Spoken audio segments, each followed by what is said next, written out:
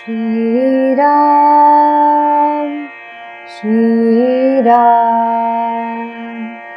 श्रीरामचन्द्र कृपालु भज मन हरण भव भयदारुणम् श्रीरामचन्द्र कृपालु भज मन हरण भव भयदारुणम् नवकञ्जलोचन कञ्जमुखकर कञ्जपद कञ्जारुणम् श्रीरामचन्द्र कृपालु भज मन हरण भव भयदारुणम्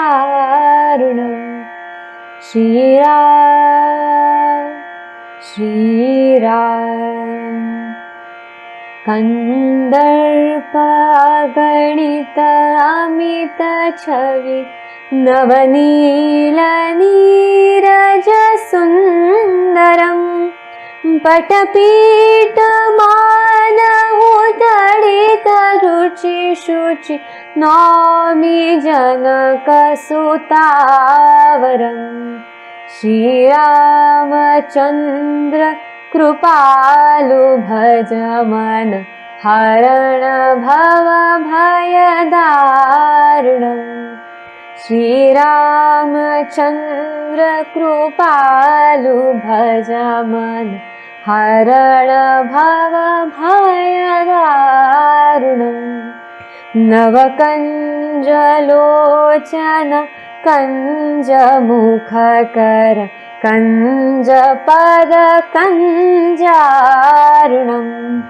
श्रीराम श्रीराम श्रीराम श्रीराम श्रीराम श्रीराम।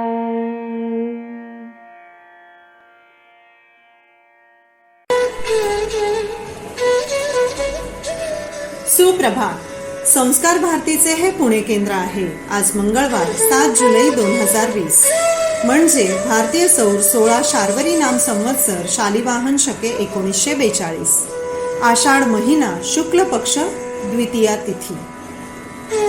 श्रोते हो, श्री रामचंद्र कृपाळू भजन हरण भवभय दारुणम या मंगलमय रामस्तुतीने आजची सकाळ शुभमंगल केली आहे कजरी पाटोळे हिने.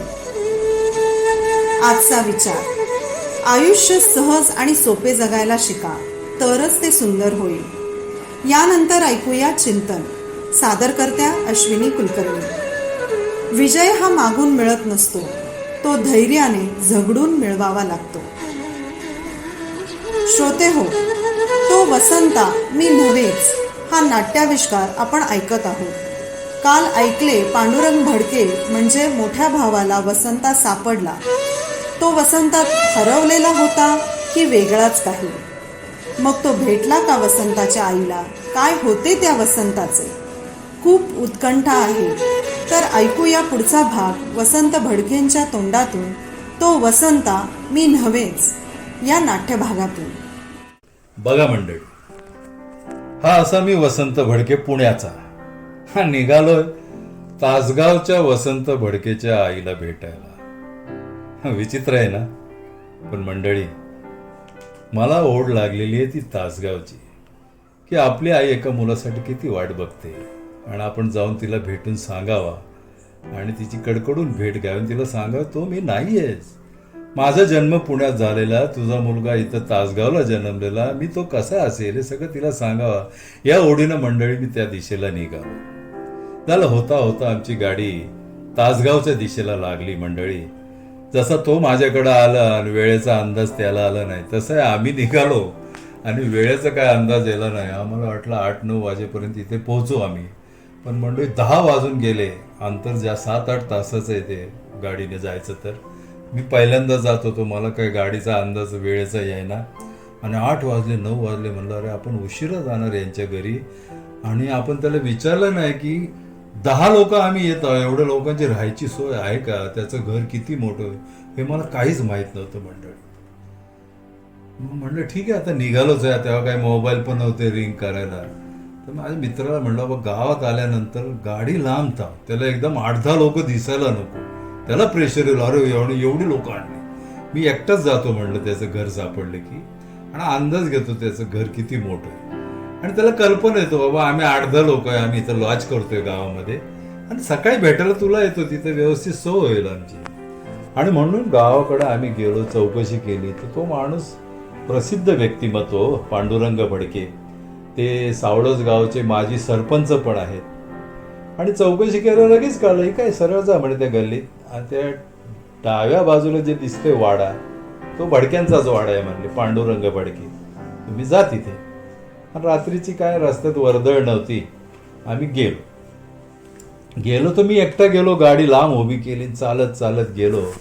ती मंडळी गावात जो वाडा असतो गावामध्ये, सगळे जुने वाडे, तर त्याला एक दिंडी दरवाजा म्हणतात, तसा दरवाजा आहे. आतमध्ये सगळी मंडळी माझी वाट बघत बसली असावीत, कारण मला कुजबुजून बोलण्याचा आवाज येत होता. मी दारावर खटखट आवाज केला आणि ताबडतोब आतून मंडळी सगळी पळापळीचा आवाज आला. सगळे जे एकत्र माझी वाट बघत होती, सगळे बायका मंडळी, मुलं असतील, ते सगळे आपापल्या घरात चिडीचूप झाले. आणि पांडुरंग भडकेने दार उघडलं. तो शेतकरी माणूस, नुसता पायजामा घातलेला, वर उघडा बांब्या होता. दार उघडलं आणि मला रागवल्यासारखं रागवलं, भावाला रागवलं, अरे किती उशीर, आम्ही वाट बघतोय कधीची, 11 वाजून गेले ना आता. तर मी म्हणलं, असा असा प्रॉब्लेम आलाय माझा, आमच्या दौऱ्यावर मी नाही आलेलो, दौरा कॅन्सल झाला म्हणून आलोय, आणि एकट्या याच्यासाठी आलोय की आम्ही 8-10 लोक आहे, पण आपली राहण्याची सोय इथं होती का नाही एवढ्या लोकांना, तुमचं घराची कल्पना नव्हती, तर आम्ही लॉज करणार आहोत. फक्त तुम्हाला कल्पना द्यायला की आम्ही आलोय, सकाळी भेटतो, गावात लॉज बघतो आणि करतो. अहो काय येडं का काय म्हणला तुम्ही, अरे आपलं घर किती मोठं आहे म्हणलं, यार. आणि ते मला असा 5-6 खोल्यांचा वाडा त्याने दाखवला, मध्ये मोठं अंगण म्हणला, सगळ्या खोल्या रिकाम्याच आहेत म्हणला, तुझ्या तर हक्काची खोली किती का ती, असं मला दाखवतोय तो. तर म्हणलं बरं बरं, मग मी सगळ्यांना आणू, सगळ्यांना होईल ना व्यवस्थित, सगळं म्हणला, अंथुरणं पांघुरणं सगळं भरपूर आहे आपल्याकडे, घेऊन या, आम्ही वाटच बघतोय. झालं मंडळ, मी पुन्हा गेलो, तो माझ्या मागं उघडाच आला, आणि आमची जीप बघितल्यावर म्हणला, येऊ द्या येऊ द्या येऊ द्या. मी जीप मध्ये बसलो, बिचारा चालत हात दाखवत त्याने त्याच्या वाड्यापर्यंत जीप आणली. जीप आल्या आल्या आमच्या सगळ्या बॅगा त्याने स्वतः उतरून घ्यायला लागला घरात. अहो म्हणलं आम्ही घेतो, नाही तुम्ही आमचं पाहुणार आहे वसंत, तू पहिल्यांदा आला इतक्या वर्षाने, आणि माझा सत्कार तिथं झाला. आम्ही सगळे इकडं तिकडं विखरलो, इकडच्या तिकडच्या गप्पा मारायला लागलो. आणि माझी चौकस नजर आईला शोधत होती, की बाईची आई कुठे, जिच्यासाठी आपण आलोय, तिला सांगायचं मी तो नाही वसंत भडके, म्हणून मी तिला शोधत होतो. पण ती काय कुठं दिसतच नव्हती, कोणीच दिसत नव्हतं. पण आज बायकांचा कुजबूज, मुलांचा असा आवाज येतो. ठीक आहे, आमची जेवणाची व्यवस्था असं किचन रूम मध्ये सतरंजी टाकून बसवलं आम्हाला, आणि जेवायला ताटं वाढल्यानंतर जेवायला मुलगी आली एक वाढायला आम्हाला ताटांमध्ये. तर मी तिच्याकडं पाहिलं, म्हणलं ही प्राची. म्हणलं प्राची ताई, आमच्यामुळे उशीर झाला तुला झोपायला, आम्ही जरा उशिरा आलोय म्हणलं. तर तो म्हणलं, तुम्ही काय एवढं ह्याने बोलतो, तुम्ही ओळखता का हिला? अहो म्हणलं आता काय, म्हणलं रात्री 11 वाजून गेले, ती वाढती म्हणून म्हणलं. बरं, आणि तुम्ही म्हणलं आता अजून एक मुलगा आहे म्हणलं, तो तिथं झोपलाय कोपऱ्यात, तो तुमचा का, प्रवीण का काय, तुम्ही नाव, तुमचं कसं नाव लक्षात? म्हणलं मी नाटकवाला, एकदा कोणी काय सांगितलं ना आम्हाला लक्षात ठेवायची सवय असते, तो प्रवीण म्हणलं, लगेच लक्षात येतं म्हणलं. आणि छोटा तर पंकज म्हणलं, तुम्ही बरोबर आणलाच होता. हा म्हणले पंकज तुमच्या लक्षात आहे. म्हणलं नाटकवाला माणूस, आम्हाला पाठांतर करावं लागतं, त्यामुळं लक्षात ठेवायची आम्हाला सगळी सवय, तुम्ही बिचकू नका. तरी मी इकडं तिकडं बघायला लागलो. तो मला म्हणला, आईला शोधताय ना? मी म्हणलो हो. म्हणलं कसं ह्या माणसाने मनात लोक आईला बघताय ना? म्हणलं हो. तो म्हणला इथून 3 किलोमीटरवर आपली शेती आहे, हे गाव आहे, गावात हे आपलं घर आहे, आणि 3 किलोमीटरवर आम्ही बंगला बांधलाय म्हणला. पण तिथं आपले म्हशीचा गोठा आहे म्हणलं, 20-25 म्हशी आहेत म्हणलं, गाया आहेत, आणि तिथं आई आणि आपले गडी माणसाची राहायची सोय केली. तर आई गड्यांवर आणि जनावरांवर लक्ष ठेवा म्हणून आई तिथंच असते रात्रभर. सकाळचे आम्ही आईला डबा बिबा घेऊन जातो, तो दिवसभर शेतात असतोय आणि संध्याकाळी झोपायला आम्ही येतो. आई तिथं असते. आम्ही सकाळी दारा काढतो, ते दूध घेऊन आपलं डेअरीवर जातं चितळ्यांकडे म्हणली, तर ते चितळ्यांचं दूध घेऊन मी येतो. असं आपला व्यवसाय म्हणले, दुधाचा साईड बिझनेस. आणि द्राक्ष तर आहेतच आपले. तर आपल्याला सकाळी आई भेट. आता तुम्ही निवांत झोपा, सकाळी उठलं की 9ला आम्ही सगळे निघू, तेव्हा आमच्या बरोबर या आई भेट. मंडळी, सकाळ कधी उजळते असं मला झालं. चला जेवण झालं तर म्हटलं आता तुमची झोपण्याची व्यवस्था मी प्रत्येकाला सांगतो, कोणी कुठं झोपायचं. तर त्याने आमची महिला मंडळी होती, ती तुम्ही इथं झोपा. त्याची मिसेस वगैरे तिथे, मुलं जिथं होती तिथं आमची मुलं आणि आमच्या मिसेसला झोपलं की तुम्ही इकडं झोप. मला म्हणले तुमची रूमची जागा इकडे या. इकडे माझी बॅग उचलली आणि त्या रूमच्या दारात ठेवली. मी आलोच म्हणले तुम्ही चला आत, कॉट आहे, मी खाली झोपतो, तुम्ही कॉटवर झोपायचं बरं का, मला खाली झोपायची सवय. ठीक आहे म्हणलं. मी आत गेलो, तो बाहेर गेला. मला वाटलं तो गेला, येईल थोड्या वेळाने. मंडळ मी त्या घरामध्ये प्रवेश केला आणि उजवीकडच्या भिंतीवर पाहतो तो काय, अहो माझाच फोटो ना, फक्त मी मिलिटरीचा ड्रेस घातलेला, पण मीच तो. आणि खाली लिहिलेलं वसंत भडके. मंडळ मी चाटच पडलो, माझ्या अंगावर रोमांच उभे राहिले. अरे हा माणूस म्हणतो ते बरोबरच आहे. काय म्हणलं मी कुठल्या दुनियेत वाटतो, माझाच फोटो मिलिटरीच्या ड्रेस मधला कसा काय. म्हणून मी असं अचंब्याने त्या फोटोकडे बघतच राहिलो. मोठा फोटो होता मंडळी. आणि मागून तो पांडुरंग आला. त्याने माझ्या खांद्यावर हात ठेवला. मी दचकून त्याच्याकडे बघितलं. तो म्हणलं काय बरोबर आहे ना म्हणलं. म्हणजे इतके दिवस मी तुम्हाला पुण्यात आलो, भेटलो, सारखं सांगतोय, तुम्हाला येडा समजत होता ना. काय आहे माणूस आपण, हे काय म्हणलं, मी वेडा नाही ना म्हणलं, बरोबरच तुम्हाला म्हणतोय ना भाऊ. म्हणलं मी BSc ॲग्री झालेलो आहे म्हणलं, सुशिक्षित आहे म्हणलं, मी कसं तुमच्या मागे लागेल म्हणलं. पण हे बघा ना म्हणलं, फोटो बघा ना. तो हो म्हणलं माझाच फोटो आहे. कुणी सांगायला माझा फोटो, पण मिलिटरीचे कपडे मी कधी घातलेच नाही, मिलिटरीत कधी गेलोच नाही, खाली नाव माझं वसंत भडके. हे काय म्हणलं.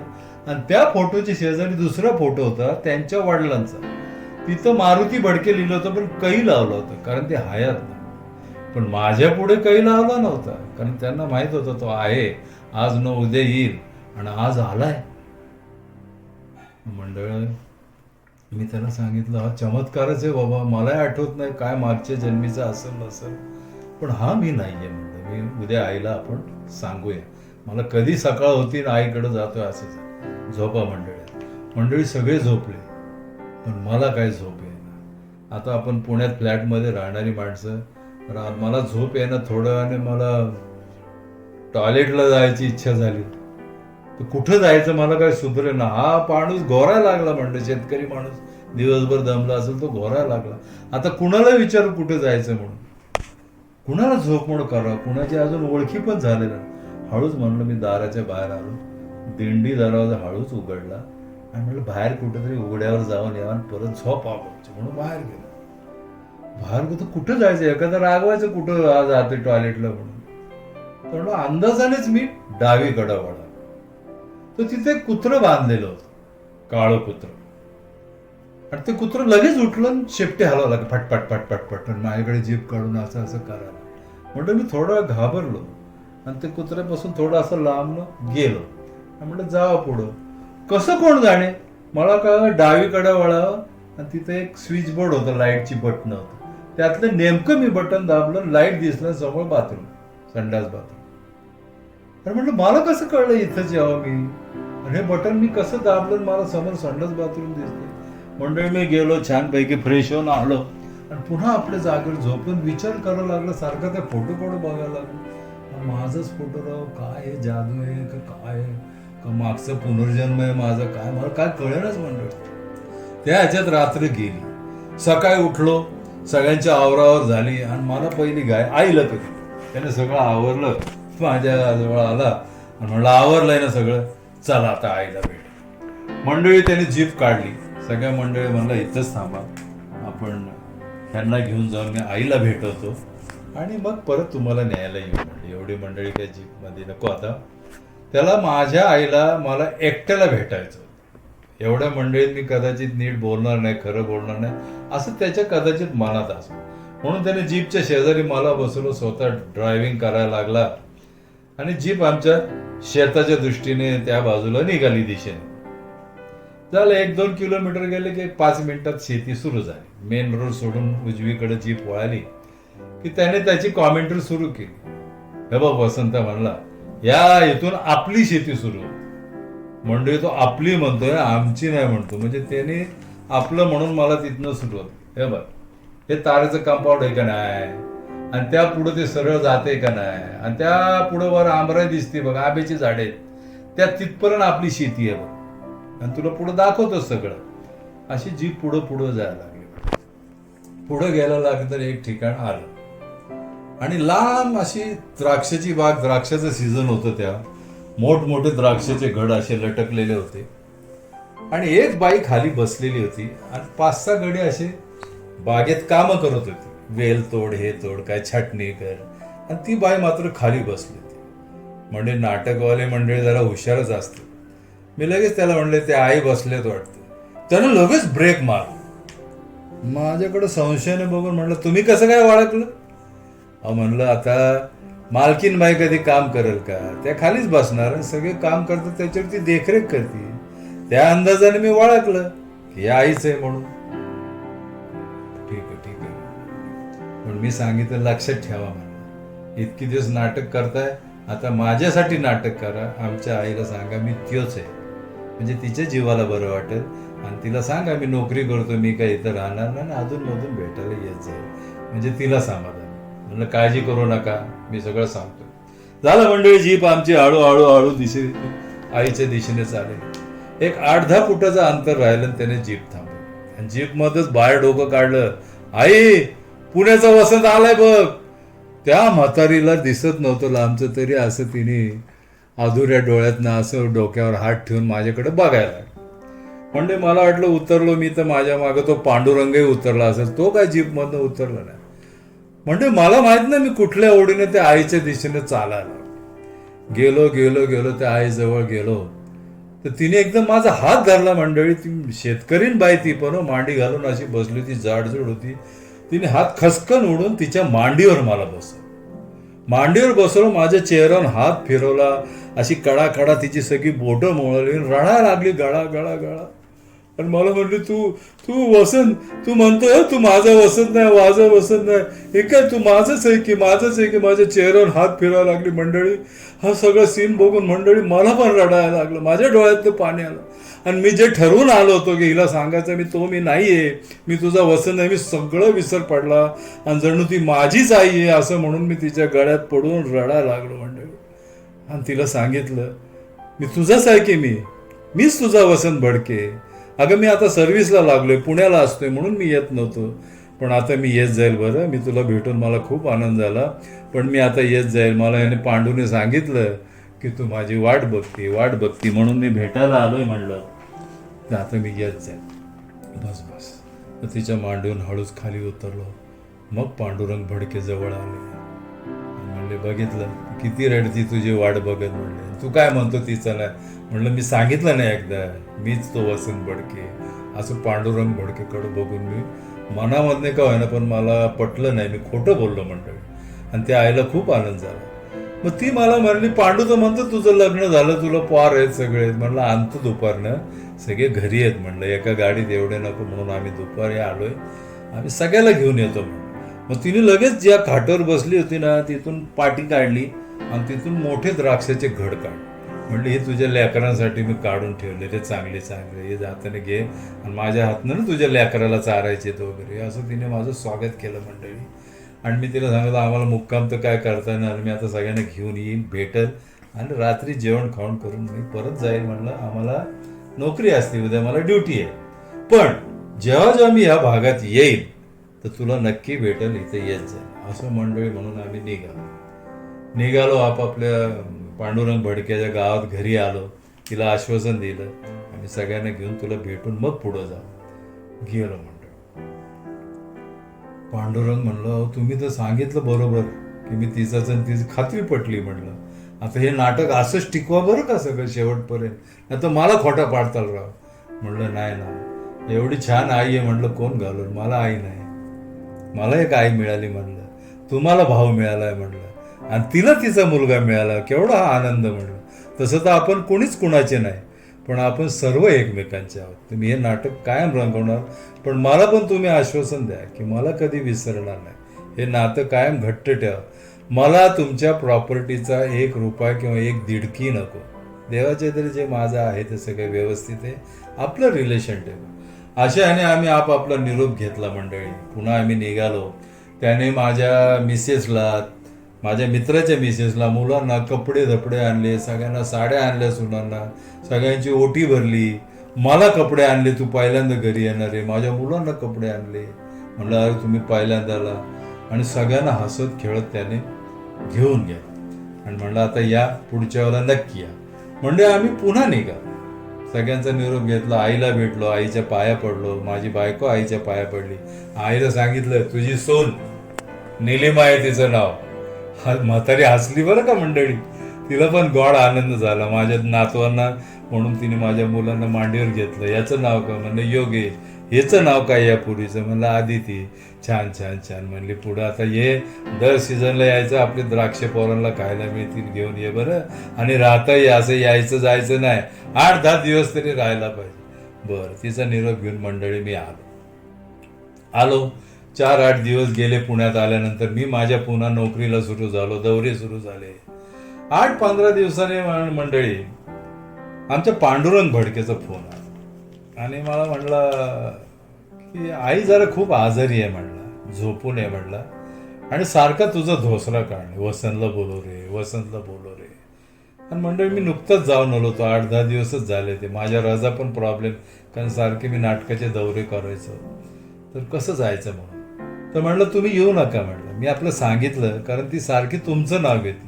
मी तिचा मुलगा समोर असून मला विचारत होतो. मी गेलो की म्हणतो वसंतचं काय झालं, त्याला निरोप पाठवला का, पण मला काहीच सांगत नाही तिचं. मंडळी मला फोन केल्यानंतर तो म्हणला तुम्ही लगेच येणार मला माहिती आहे म्हणलं, तुमचं आईवर प्रेम आहे म्हणलं, पण तुम्ही नाही आला तर बरं होईल, जास्त काय असेल तर मी सांगेन, पण मंडळी मला राहावे. मी म्हणलं नाही, मी येणारच म्हणलं, सकाळी येतो म्हणलं. अहो मंडळी सकाळ उजाडायच्या आधी पहाटेच आमच्या त्या पांडुरंग भडकेचा फोन आला आणि रडतच मला सांगितलं आई खूप आजारी आहे, आता ती शुद्धीवर पण नाहीये म्हणले, ती तू आला तर ओळखणार पण नाही म्हणले, तर तू जरा लवकर येतो का म्हणून.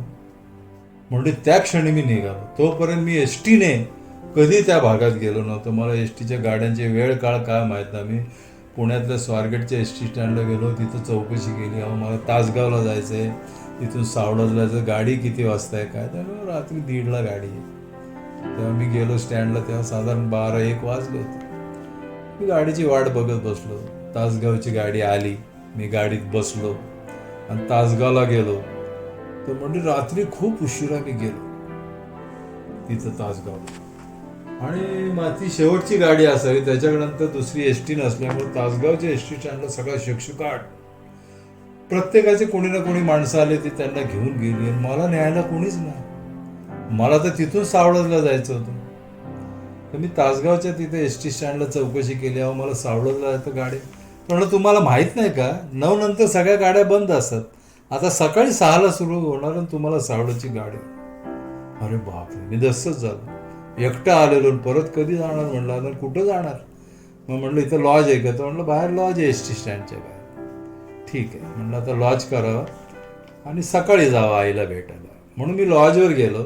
लॉजवर जायच्या आधी बाहेर PCO दिसला मला, पब्लिक फोन तेव्हा ठिकठिकाणी असायचे. म्हणलं त्याला फोन करावा निदान भावाला, व मी आलेलो आहे आणि सकाळी येतो, मला गाडी नसल्यामुळे मी इथं थांबलो.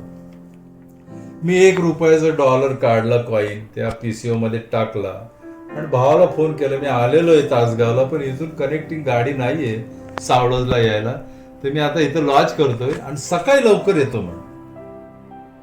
तो म्हणलं कुठलं लॉज?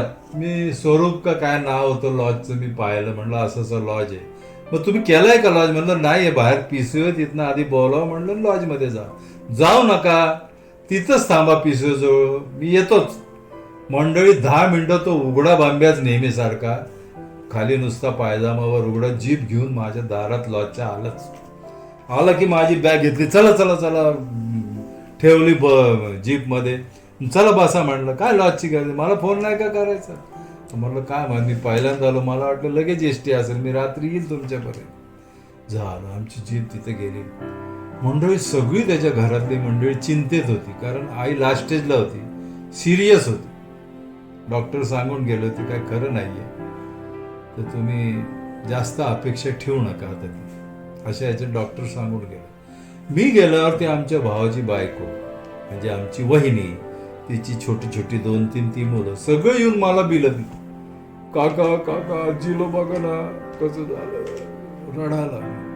म्हणजे ते सगळ्या ह्याच्यात भावनामध्ये मी पण आलो, माझ्या पण भावना जागून मी रडायला लागलो. सगळ्या मुलांच्या चेहऱ्यावर हात फिरवला, डोक्यावर हात फिरवला. म्हणलं मी आलोय ना, काळजी करू नका. माझ्या वहिनींनाही मी सांगितलं ठीक होईल, त्यांना बरं वाटेल, मी आलोय ना आता, बसा. सगळ्यांना शांत केलं.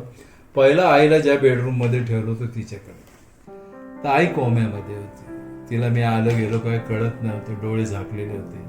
मी जाऊन पहिलं तिच्या पायावर डोकं ठेवलं. माझ्या मनात वाटलं की आता आई काय जगणार नाही, पण आपली शेवटची भेट आहे, मला तर राहायचं नाही, सकाळी पुन्हा ऑफिस. तरी मी म्हणलं, रडायला लागलो, रडलो.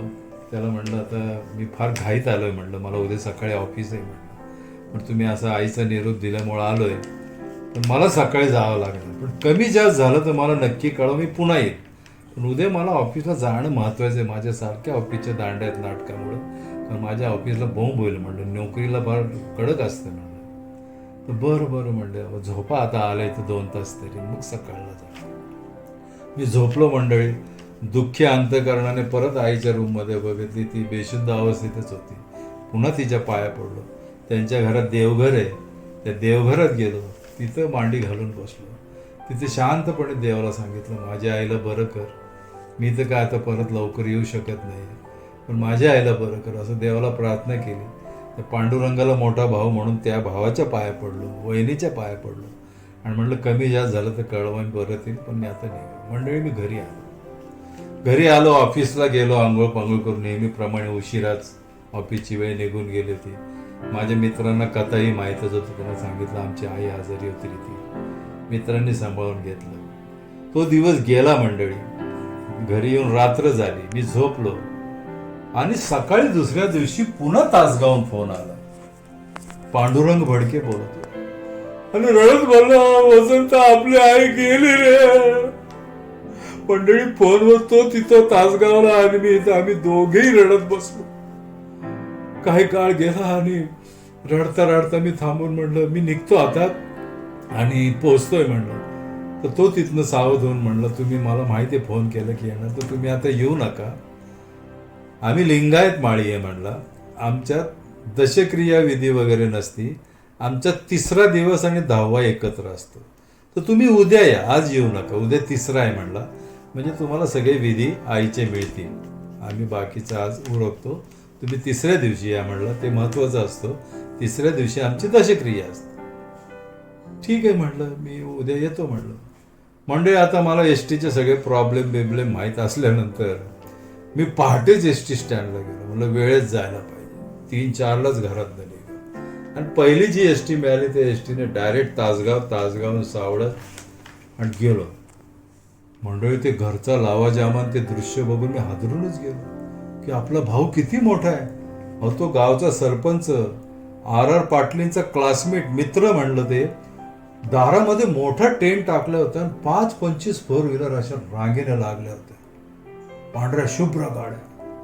मी हादरलोच, कुठल्याला आपण म्हणतोय माझा भाऊ आहे माझी आई, हे केवढं मोठं व्यक्तिमत्व आहे म्हणलं. ह्यांना कोणाला खरं कळत हाणतीलच मला, कोण वसंत आहे येतो सांगतोय आमचाच भाऊ आहे म्हणून. तरी मंडळी म्हणलं आलो तर आता जायला पाहिजे, म्हणून मी गेलो तर मंडळी त्यांच्या बंगल्यात शिरल्या सगळे नातलग जवळचे जमले होते, राडारेडी चालली होती, आणि मी गेल्यानंतर ठरल्याप्रमाणे सगळे येऊन मला भिडले, काका आई गेलं ना आपलं सोडून, आई गेलं ना. मंडळी मी पुन्हा रडत बसलो. थोड्या वेळात गुरुजी आले, त्यांचे लिंगायती रिवाजाप्रमाणे त्यांचे ते जंगम येतात, ते भगवी वस्त्रवाले, शंख पुंगडा, त्यांनी विधी सुरू केला. सगळी 10व्याला जायची तयारी, त्यांच्यात पूर्ती क्रिया असती. घरासमोरच त्यांची शेती होती. ते शेतातच आईला एक ठिकाणी पुरलेलं होतं. आता तिथं हा विधी करायला जायचा. मंडळी, मी थोडं साशंक झालो, बाबा आपण कोणी नाही, हे सगळे आपल्याला सारखे बिलकतात. आता आई गेली जिच्यासाठी आपण 8 तास धरून आत्तापर्यंत इथं आलोय सारखा, आपण थोडं आलिप्त व्हायला पाहिजे. म्हणून त्या गर्दीतून हळूहळू थोडं गर्दीत मागच्या बाजूला झालं. तेवढं त्या गुरुजींनी आपली जंगमने पूजा मांडली आणि रीतीप्रमाणे म्हणले, कुठे धाकटा? तर तो पांडुरंग थोरला. त्याला विचारलं, धाकटा कुठे? म्हणजे मी. तर तो पोरानं म्हणलं, अरे वसंत काका आता इथं होतो ना, कुठे गेला? जा बघा त्यांना बोला. तुला बोला, उशीर होते, आपलं जायचंय. म्हणजे मी हे सगळं ऐकतोय. ती पोरं शोधत माझ्याकडे आणि मला बिगले, काका काका तुम्हाला बोलवतात ना, चला ना तुम्ही लवकर. माझ्या हाताला धरून तिथपर्यंत आलो की ते गुरुजींनी पण माझ्यावर ओरडला, उशीर होतोय, चला उचला ते. मंडळी, ते एक सूप मांडलं होतं. सुपामध्ये दशक्रियाचं सगळं साहित्य मांडलं होतं. आता त्याने एवढी ऑर्डरच केली, उचला. भाऊ पण आमच्यावर ओरडला, कुठे जातो तू आता आल्या म्हणले, उचलते. मी ते सूप उचललं मंडळी आणि शेताच्या दिशेने मला जायला सांगितलं, चला निघा, तुमच्या मागं आम्ही येतो. मी पुढे चाललो, ते सूप माझ्या हातात आणि माझ्या डोक्यात त्यांच्यापैकी कुणीतरी टॉवेल टाकलं. माझ्या लक्षात पूर्ण आलं की मी हिचं धाकटा म्हणून आता विधी मीच करतोय. बाबा आता काय बोलणार, गावाला काय सांगणार, तो मी नाही. सगळं गाव समजते की तो मीच आहे. चर्चा सुरू झाली, कुजबूज सुरू झाली. वसंत याच्या आधी 2-3 वेळा येऊन गेलाय बरं का, पण आपल्याला माहित नाही. आज आई गेली म्हणून आलाय बघा, म्हणून सांग. अशा गोष्टी माझ्या कानावर आल्या. आणि चालत आम्ही शेताच्या दिशेने निघालो. एक ठराविक ठिकाणी आलं, तिथं त्यांची पूर्ती क्रिया होतं. आईला पुरलं होतं ते. मला ते सगळं विधी केलेला, पूजा बिजा हारबीर दिसत होतं. दगड एक ठेवलेला होता बाजूला, तिथं ते सगळं ठेवलं आणि ते गुरुजींनी दशक्रियाचे ते काय मंत्रोपचार आपलं सुरू केलं. ते पिंड करणं वगैरे, पिंड कावळ्यासाठी ते मांडले बिंडे लांब जाऊन सगळे. आणि हे सगळं चालत असताना मी हळूहळू पुन्हा आपलं नेहमीप्रमाणे एका बाजूला जाऊन उभं. भर ऊन पडलेलं म्हणले, जिथं शेतात सगळं उघडं असतं, जिथं सावली मिळेल तिथे मंडळी आपापली सावलीची जागा घेऊन उभे होते. झालं सगळं. पूजा सुरू झाल्यानंतर त्याची पूजा झाली आणि गुरुजी म्हणले, आता सगळ्यांनी जाऊन पाया पडा, म्हणजे कावळा शिवेल. झालं मंडळी, सगळे जाऊन पाया पडायला लागले. की घरात जवळ त्यांचं मोठं खटलं, 10 ते 15 लोक होते जवळचे नातले, सगळे जाऊन पाया पडले. पण मंडळी कावळा काय शिवत, सगळे चुकचुक करू दे, तिचा जीव अडकलाय रे पोरांमध्ये. कावळा काय, अशी कुजबूज सुरू झाली. सगळ्यांच्या पाया पडून झाले मंडळी, पण कावळा काही शिवत नव्हता. शेवटी माझ्या मनात विचार आला, अरे सगळ्यांनी पाया पडले, आपण तर म्हणतोय मी तिचा मुलगा आहे म्हणून, हा, आणि इथं मुलगाहून का पुढे जात नाही पाया पडायला, असा माझा प्रश्न मीच मला विचार. म्हणलं नाही, आता आपण जाऊन पाया पडलो आणि खरं काय ते आईला एकदा सांग. म्हणून मंडळी मी गेलो, ते पूजा मांडलेल्या ठिकाणी पाया पडलो आणि मनामध्ये म्हणालो, म्हणलं आई कर नाही, मला माफ कर. म्हणलं खरं सांगू, पांडुरंगाला मी सांगितलंय की मी तो वसंत भडके नाही, तुझा भाऊ नाहीये, पण तुझ्याशी खोटं बोललो. मी तो वसंत भडके नाही, मी तुझा मुलगा नाहीये. पण हे सगळं माझं प्रेम बघून, आपल्या घराची सगळी प्रेमळ माणसं बघून मला वाटलं की मला का नाही अशी आई मिळाली. माझी आई तर लहानपणीच गेली, पण होती की कालपर्यंत, आणि मला तिचा सहवास मिळाला नाही, असं मंडळी मी मनात बोलत होतो. आणि आईच्या पाया पडलो, तिला म्हणलो की पुढचा जन्म आहे का नाही मला माहित नाही, पण पुढचा जन्म जर मला देवाने दिला, मी देवाला प्रार्थना करेल, ह्याच माऊलीच्या पोटी मला जन्म दे, ह्याच सावळज मध्ये माझं लहानाचं मोठं बनवू दे, आणि असेच भाऊ आणि भाऊजाई आणि त्याची मुलं मला मिळू दे मंडळी. असं मंडळी मी म्हणालो आणि पिंडीला कावळा शिवला.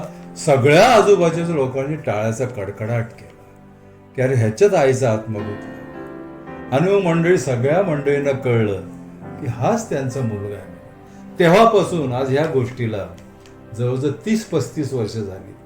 ते सगळं अख्खं गाव मला तोच वसंत भडके म्हणून म्हणते. आणि प्रत्येक वर्षी द्राक्षाच्या सीझनला मी त्यांच्या घरी 8-15 दिवस विथ फॅमिली जाऊन आम्ही राहतो. त्यांच्या मुलांच्या लग्नाला मी अटेंड झालो, माझ्या मुलांच्या लग्नाला ते अटेंड झाले, त्यांच्या नातवांच्या बारशाला वगैरे मी गेलोय, माझ्या पण सगळ्या कार्यक्रमाला ते आलेत. असा हयात हा कार्यक्रम आज तागायत चालू आहे. आणि मग मी त्यांच्या घराच्या दिशेने निघालो मंडळी. घराच्या दिशेने निघाल्यानंतर पुढचा चमत्कार तुम्हाला सांगायचं. पुढं सगळी जेवणाची व्यवस्था केलेली, टेबल खुर्च्या मांडलेल्या, आणि तिथं आईचा एक मोठा फोटो ठेवलेला, त्याच्या पुढं पूजेचं साहित्य ठेवलेलं. आणि मी गेलो तर पांडुरंग आला, माझ्या हातात पूजेचं साहित्य ताट दिलं आणि म्हणलं तुझ्या हातानं आईला हार घालायचा, पेढ्याचा नैवेद्य दाखवायचा, उदबत्ती लावायची, आणि सगळी लोक जी जेवायला बसलीत ना तर वाढपी वाढणार आहेत, त्यांच्याबरोबर तू लाडवाचं ताट घेऊन जायचं. वाढप्याने सगळं वाढलं की शेवटच्या ताटात तू लाडू वाढायचा, पुढं जायचं, एक एक लाडू तुझ्या हाताने, म्हणजे सगळ्यांना दिसू दे हा वसंत भडके माझा भाऊ आहे. म्हणजे सगळ्यांना कुजबूज माहीत होतं मी तोच आहे. मी वाढता वाढता प्रत्येकाच्या ताटा पुढे गेलो, लाडू ठेवला की तो माणूस माझ्याकडे बघायचा, मी बघितलं की खाली बघायचा, की तो खात्री करत होता मी तोच आहे का. आणि मंडळी मला कळत होतं, त्यांना वाटत होतं हा तोच आहे, आपल्याला विसरलाय. असं करत करत तो क्रियाचा कार्यक्रम संपला मंडळी. आणि मग मी एका बाजूला आलो आणि मला स्वतःला धन्य करून घेतलं आणि त्या पांडुरंग भडकेला म्हणलं अशीच माया असू दे मंडळी. आईला तर शेवटपर्यंत मी नाटक केलंय, पण आता हे नाटक संपलेलं जरी असलं तरी तुला माहीत आहे की आपलं हे नाटक सतत चालू पाहिजे. आणि आज तागायत हे नाटक असंच चालू आहे, आम्ही असंच एकमेकांना भेटू.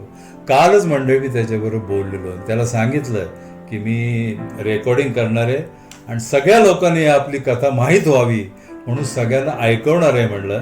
आणि ही सगळे कथा आपण सगळ्या ऐकतातच आहे, ही त्याला देखील मी पाठवणार आहे, तोही ऐकत. धन्यवाद मंडळी. कथा आवडली असल्यास नक्की सांगा, मला रिप्लाय द्या, फोन करून आपल्या ज्या काय भावना झाल्या असतील त्या मला कळवा. माझा फोन नंबर मी तुम्हाला देत आहे, लिहून घ्या मंडळी. माझा मोबाईल नंबर आहे 9503140341. मंडळी, मी सांगतोय ते सगळं तुम्ही ऐकताच, पण मंडळी अजून मला खूप काही सांगायचं, ते मी तुम्हाला उद्या ऐकवेन, तेव्हा नक्की ऐका. धन्यवाद.